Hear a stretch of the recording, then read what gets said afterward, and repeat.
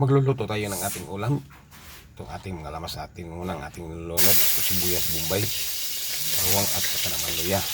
Unahin natin sa paggisa. Ating pabutin itong medyo makula. Kasi ating okay, kain mo na. Gawin. Siya. Pula na ang ating mga lamas. Ating susunod ang kamatis. Ang ating lulutuin ngayon guys ay sopanghon. Nilagyan natin ng ginagayat na karne. Ito na ang ating karne. Ginagayat natin ng maliit na ating ihalo-halo upang magkahalo ang ating lamas at saka namang karne yung minarinate na natin. Siya. Haluin natin ng maigi. At ating malagyan. Ating lagyan ito ng sabaw. Lagyan natin ng sabaw natin.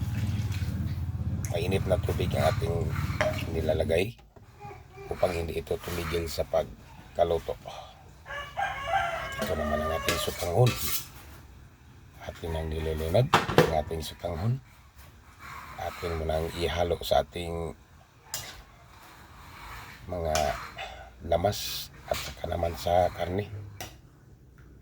Haluin natin ito ng maigi. At atin muna ito siyang pan.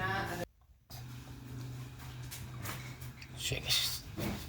Ating timplahan ng asin.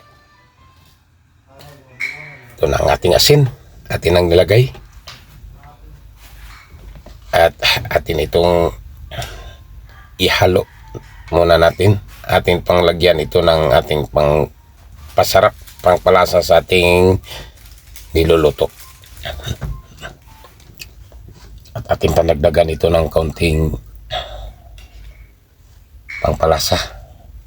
Atin munang ihalo ang ating mga panimpla, sibuyas daon at saka naman siling mahaba. Ating nilalagay na. Atin muna itong ihalo. Ihalo natin ang ating mga lamas. Atin ang takpan siya ulit. At ito siya guys, luto ng ating pang-ulam natin ngayon. Ang ating sotanghon.